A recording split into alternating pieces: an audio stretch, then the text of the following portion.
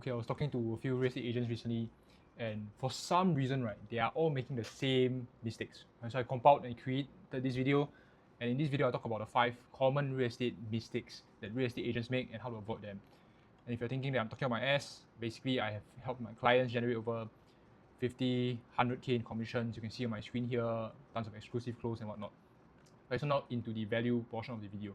The number one mistake that real estate agents make is focusing too much on the solution. So they do things like, for example, developer discount. You get 2%, you get a discount off the kind of like the unit. Get limited time only. There's a lot of urgency and scarcity marketing on the particular unit. Why is this a problem? Because when you're actually focusing on the solution, right, people will just be skeptical. The thing is, as agents, we are all very negative. We are very skeptical buyers. So we can smell BS like miles away. So instead of focusing on the solution, you want to be focused on removing options instead of adding. When I talk about what doesn't work for their goals, then they will trust you more and believe when you tell them, hey, actually this works for you, this is perfect for this scenario, this is what you're looking at, this might help you. Then they will actually listen to you when you share what you think will work for them. Okay, so don't focus on the solution, don't focus on the urgency and scarcity marketing. Yes, those might work, but maybe 5-10 years ago. Today, people can smell BS miles away, right? People have been burned, and those people that have been burned, they tend to share stories, right? And your clients probably have heard of those stories. So if you are the one pushing this urgency and scarcity marketing, they would have heard it before, and if they would have associated you, or rather, if you are the one that shared this urgency and scarcity marketing, and they have heard a story of someone going through such discounts and then getting burned, or maybe even losing money with their investment, then you will know, hey, instantly you get a negative association because you are doing the same thing, right? As maybe potentially the other agent that has helped this guy kind of like purchase the property and lost money in the past. Okay, so you don't want to do that. Okay, so focus on the problem, not the solution. Number 2 is undifferentiated positioning. Right? Most people in property will talk about, hey, I've been in property for 10 years, I do bespoke service, I bring you around town, I can do buy, sell, rent, everything. I'm an expert of all. But yes, anybody can claim the same thing nowadays, right? So what you want to do instead is to build a strong positioning that's focused on solving one specific problem, like space, like getting into a nearby school, like for example, retirement planning, whatever the specific problem is for a specific avatar. Because that's the only way you'll be able to claim the expertise and build results, right, that will compound long term across one specific problem. So that way you'll be seen as a specialist instead of being seen as a generalist. Okay, so you want to be seen as a generalist, especially in real estate, because if you do so, you end up having a lot of price negotiations, long sales cycle, I'll think about it, and even people going to like competitors instead of actually choosing to work with you. Okay, so a lot of people think that the marketing, or rather the convincing, starts at the appointment, but actually it's done way before. It's how they see you or how they perceive you the first time that they see you, because that's how people say an impression lasts a long time. So that's what usually happens. Okay, so second thing, don't try to differentiate yourself, right? Pick a one specific problem and one specific avatar. Okay, don't just go out and say you do everything for everyone. Okay, that doesn't work in 2026. Okay, next, doing multiple lead generation methods, because as we like to call it, it's diversifying risk, right? Because if you're doing everything, if let's say one goes down, then you have multiple other methods, right? So that's a problem, or a mistake. Why is that a mistake? Because when you are actually doing one lead generation method right, there's so many things to even think about if you're doing it intentionally.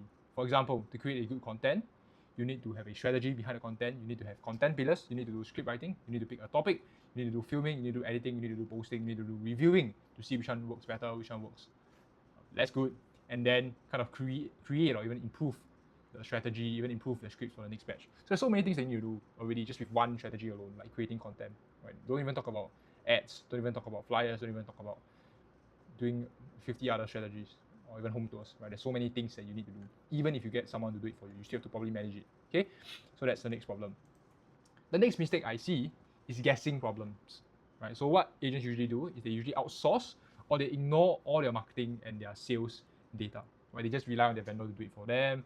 If they don't have a vendor, then they just kind of like aggravation it, right? Oh, I see that if I have a lot of leads, or then actually it's the appointment that's a problem. Oh, if I don't have a lot of leads, or then maybe probably it's the marketing that's a problem. So they just blame the market, or the market's slow, or they blame the vendor. But the solution is to have clear data. So what you want to do instead is to actually track your spend. So you know where every dollar is going into. Right? Check the number of leads that you're getting every month. Check the number of appointments that you're setting every month, and the amount of closing that you're getting every single month. So in that way, you know the direct ROI on the spend that you're putting in, right? And you're able to clearly see where the main constraint is, instead of assuming that it's lead generation instantly. Okay, so most times it really is not. Sometimes people say it's lead generation, but actually it's the fact that they are not able to even set appointments properly, or that they're not even able to close the leads that they have. Right? So get clear on your data, then the problems or rather the challenge that you have this week is easier for you to spot. Okay, next mistake, vendor shopping. Well, I love this because once an agent actually start doing not too bad for themselves, they'll start going vendor shopping, maybe start diversifying their risk by having different vendors do different things, like hey, one on PPC, one on flyers, and then just having like a suite of vendors, like running a business like that. Wow, sounds very sexy, right?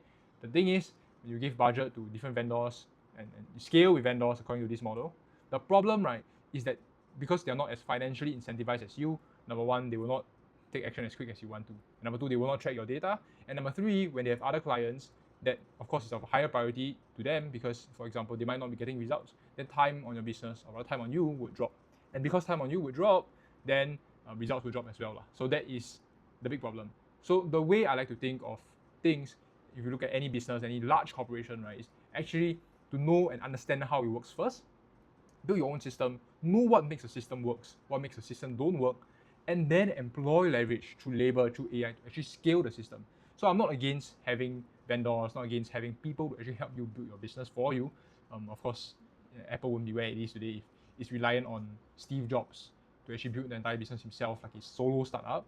But the thing is, he understood what he wanted to build, and then he knew what people wanted, he knew what people didn't want, and he knew how to actually achieve the outcome. Then he employed leverage to actually help him get to where he wanted to get to. So the thing is, you need to know the pieces, then you need to be able to learn how to examine the pieces, and then once you learn how to examine the pieces and you know what needs to be done for each piece in order for that piece to work, then you can start employing leverage, start bringing AI to actually help you to scale these systems. Okay, so in summary, 5 things that I want you to avoid from today onwards. Number 1, focusing on the solution, focusing on unclear positioning, right? Having multiple lead generation methods to diversify risk, guessing your problems instead of having clear data, and lastly, going vendor shopping to scale your business instead of building your own authority system and scaling your own system. Okay, these are the 5 core mistakes and these are the 5 solutions that I would recommend. That's all for this video, and I'll see you in the next one. Thank you. Take care.